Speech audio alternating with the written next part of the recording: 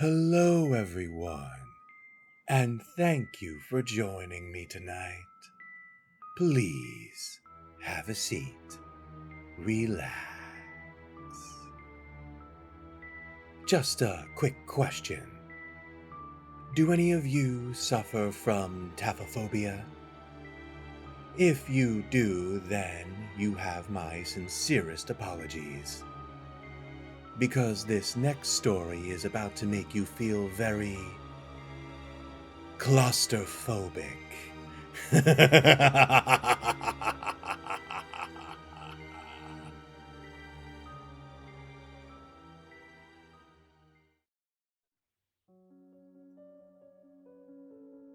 While relocating the Lone Pilgrim Cemetery of South Charleston, Ohio in 1954, making way for what would later be known as Highway US 42, running from Louisville to Cleveland, several of the graves had to be exhumed and, depending on the status of the casket therein, bodies relocated into fresh receptacles. One such was the grave of Jonathan Rash, born in 1843, and according to his headstone, died in 1898, whose casket had deteriorated to the point that the lid had caved in, and dirt had filled the container. Jeffrey Martin, funeral director of the Lone Pilgrim, signed off on the disinterment, and the casket was carefully removed from its plot, along with 82 others. Of those 82, 14 required the body to be removed from its casket, all of which had been falling apart due to the slight acidity of the soil in the region and the wildlife that had burrowed into the grounds. And of those 14, only one offered any semblance of explanation to the discoveries made on those grounds that October.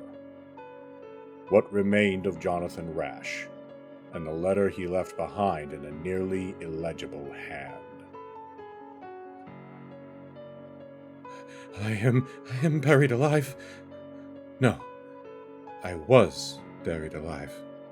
And I fear, whenever this is read, I will not be. I know I will not be. Curse the superstitions of my generation for giving man such false hopes. Curse this wretched box and the wretched hands that put me... Steady yourself, John. You must. You know the oxygen will only last for a couple of hours more down here. And you do know that you're down here, don't you? Your personal effects tell as much. Darlene, bless her heart, followed my word and will to the letter, including this pen and pad from my breast pocket. Mere grave goods as I saw it then. All I have as I see it now. Although I cannot see them plainly, of course. I know I shall never see them so. For though Darlene, per my instructions, had buried me with my pipe and lighter, I could feel them both against my thigh beneath the pad in which I scribble this. I know even the smallest flame would swallow the oxygen down here. In here. Faster than I ever could. So I lie here in the darkness.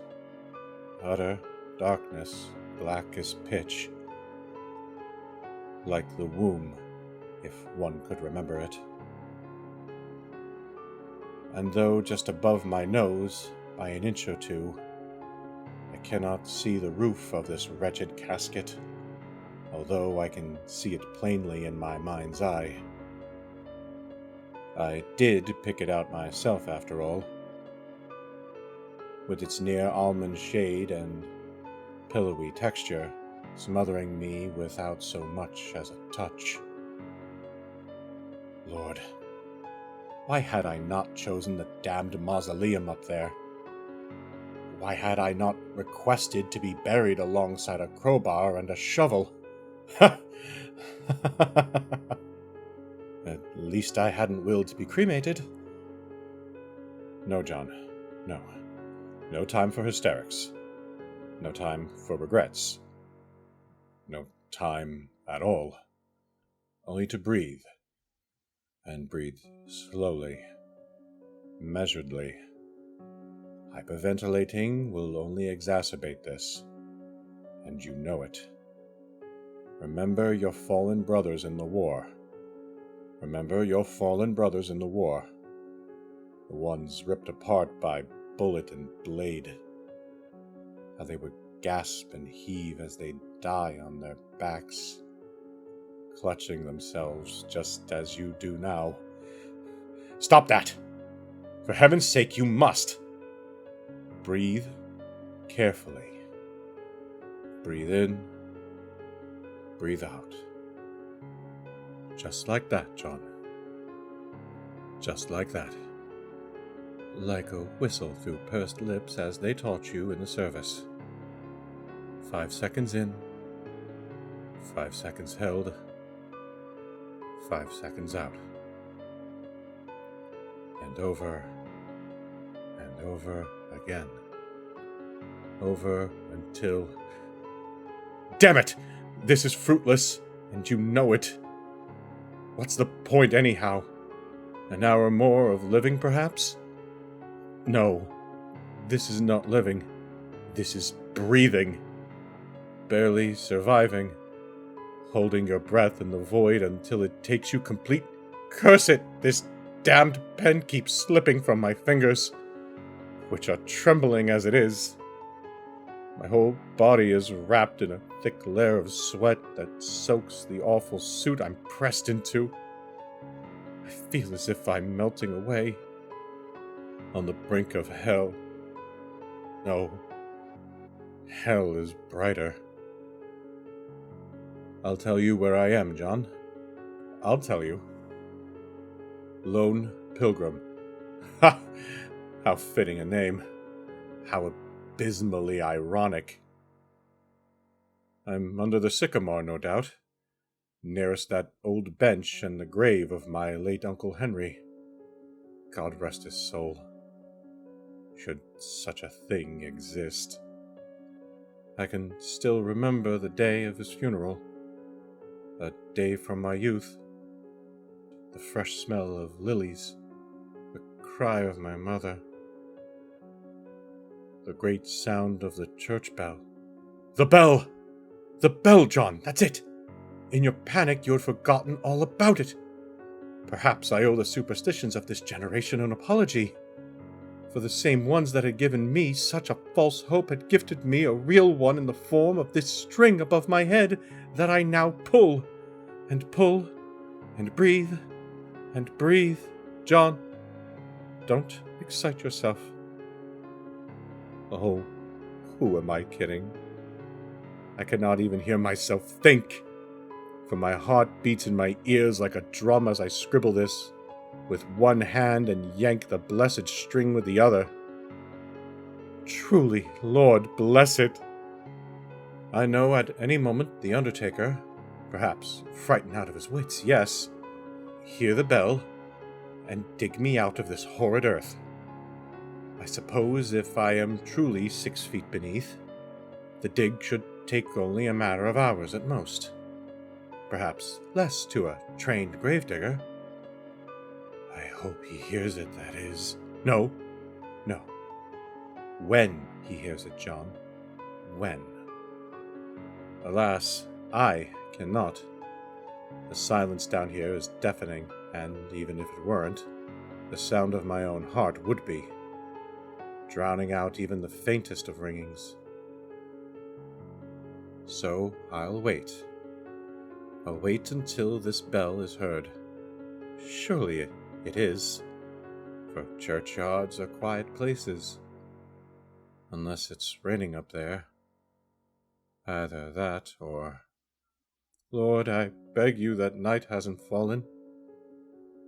I pray it isn't so.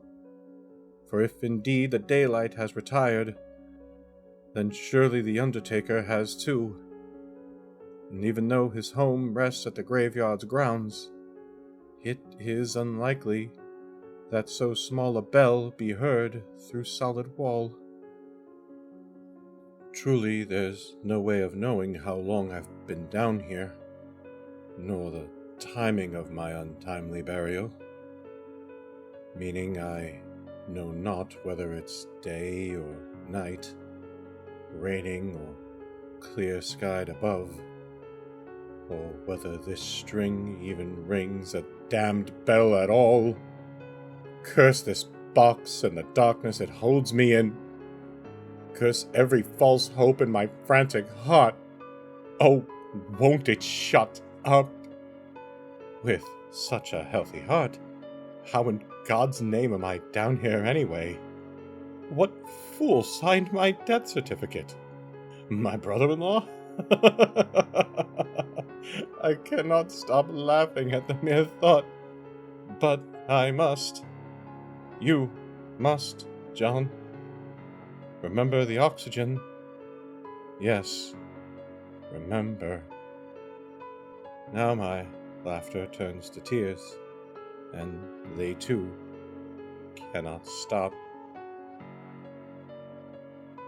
Do you know why, John? I know you do. No longer is it merely the thought of dying in a box meant for the already dead, but running out of ink in this pen, out of paper in this pad.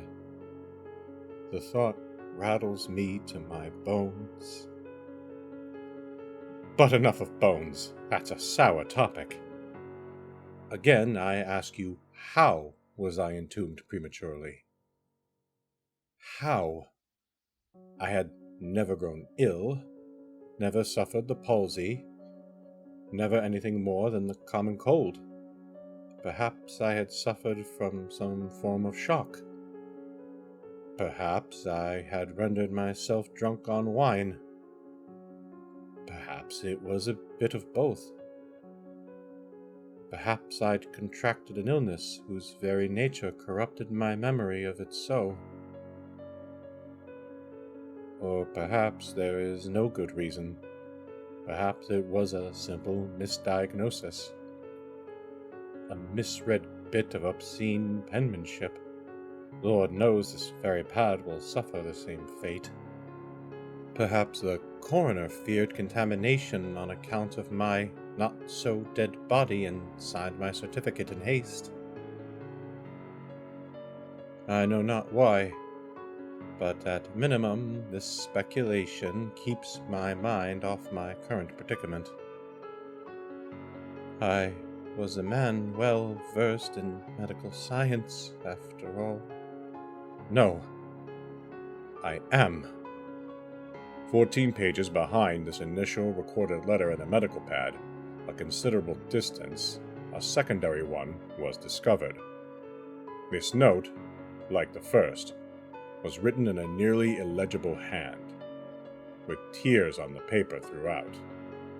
However, unlike the previously recorded words of Jonathan Rash, the spacing, size, and orientation of the letters therein were found to be considerably more unkempt, complete with words that ran off the page and larger paragraphs of text scratched out altogether. For the sake of this documentation, these words have been preserved. Furthermore, it is apparent that this note was written under both great distress and lack of oxygen. It is to be read with such a context. However, this context does not explain the discoveries of October 1954, nor what remained of Jonathan Rash. I know not the hour of when I drifted off into slumber, but I have since awakened. What awakened me, I cannot say. However, it may verily be the stench. This stench, though I cannot speak with certainty, likely proceeds from me. It is a foul, offensive odor, an odor of excrement and urine. It would seem, in my rest, that I have soiled myself. No doubt an effect of the immense stress on my body. You'd think that I could feel these bodily fluids on my person. But alas, I cannot, for my body has gone limp from immobility, and my muscles have seemingly slowed. Even the hand that pens this very note is writing with considerable toughness. I consider these sensations, or rather lack thereof, a blessing, if for nothing else than to calm me. Likewise, the atmosphere about me has changed. The air is stagnant and chilled. All sound has escaped it, as it has my ears. I yell to make certain that deafness has not overcome me. It has not. Blindness, on the other hand, I cannot be assured of. Truthfully, I cannot be assured of any of my senses, for the senses are fickle things, just as man is. I recall a man in my battalion. I believe his name too was Jonathan, and that coincidence was a source of, albeit meager, comfort to him in his final moments, who swore to me, with his last breaths, that there was a bullet lodged into his right leg just above the knee. I didn't have the heart to tell him, nor did he have the time to hear me, that his leg had been completely severed, likely due to a landmine. Such was a phantom pain, a trick of the senses, and I fear that this numbness, this coolness across my body, is of the same sort, as is this new smell that fills my nostrils. No longer the stench of excrement that had seized me but moments ago. This is the smell of food, sweet, fresh meat, a savory sense, one that renders me to drool. Once more, I cannot feel it. This sensation, I know, is but a tandem effort of both my mind and stomach to torment me. Yet I humor this temptation despite knowing its origins. The scent reminds me of my father who, from an early age, steadied my predisposition to both the medical sciences and the culinary arts. In fact, I am not for the former. I suppose the latter would have been my vocation in the service. It was my father and his brother, my late Uncle Henry, whom I presume is buried beside me at this very moment as I transcribe these words, who introduced me to Johnny cakes, cabbage stew, and head cheese well before the mess cooks in Portland ever did. And it is that later dish, the head cheese, which I smell plainly now, despite my depth beneath the soil, the sheer absurdity of such fair cooking above me. That is how I know that the smell, however convincing, is only in my mind. That is how I know. But is that a scratching sound? Is that indeed only in my mind? Heavens, yes! Foolish thing to even pen, John. Foolish indeed. All you have left is your mind. Don't let that get buried too. Perhaps the smell and the queer sound is the result of some wild critter burrowed beneath the earth, possibly even at the feet of my late uncle beside me. A mole, perhaps? A pesky rodent? Or some kind of insect? God forbid, if there is a God. Such an insect or rodent would have to be large, monstrously so. No, I will not entertain the idea of such creatures feasting upon my departed relative. If such is so, they surely would then feast upon me.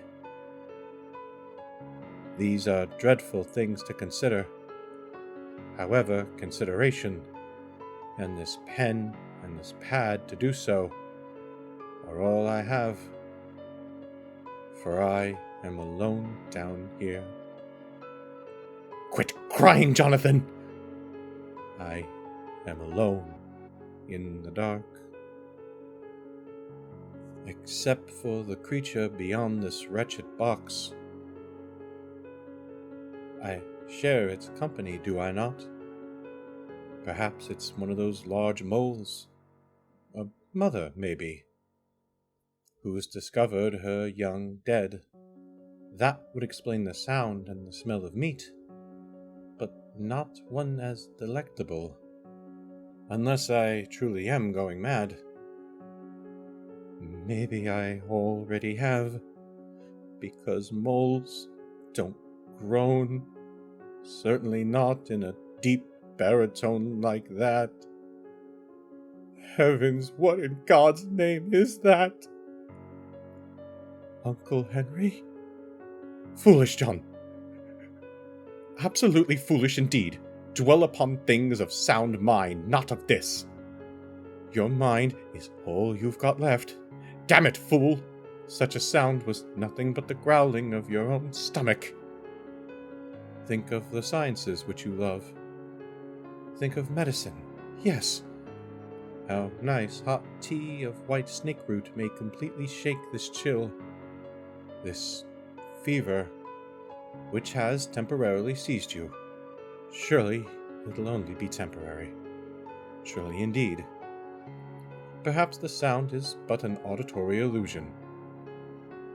One coming not from beside you, but from above. From the undertaker's shovel. Oh, praise God! I will not be buried alive much longer. But shovels don't groan, John. Yes, they do, in fact. They do if they're old. They do if they're worn, but they don't sound like Uncle Henry, do they? The way he used to gruff. The way he'd clear his throat. Maybe you're not buried alive at all. That is not Uncle Henry. You're a man of logic and science, John. You're a man above such superstitious babble. Bah! This is exactly the humbug you've so desperately quarreled with your whole life. Don't lose that battle at the end of it. No. No, this is not the end. So long as the sweet smell persists above, it will not be the end of Jonathan Rash. I just need to follow it. And by the sound of it, the scratching, the groaning, whatever the hell it is following it too. And it's not alone. No, I am not alone. There are more sounds about me. Scratching, more groaning. Surely this damned lid above me can open if I just push. Hard enough, but I'll break it if I must. I must move this rigidity, this stiffness that has seized me. Cease me. I must stop drooling to get to the source of that blessed smell. I must. The remaining pages of the medical pad were torn and empty, as was the casket left. The remains of Jonathan Rash, along with those of the 14 other exhumed bodies, and presumably the rest of the 82 graves in the Lone Pilgrim Cemetery, have yet to be discovered.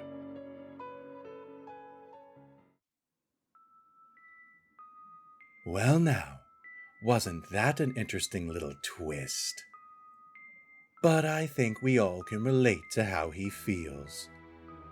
Who hasn't been lying down and then felt so hungry that they just couldn't help but get up and get a bite to eat.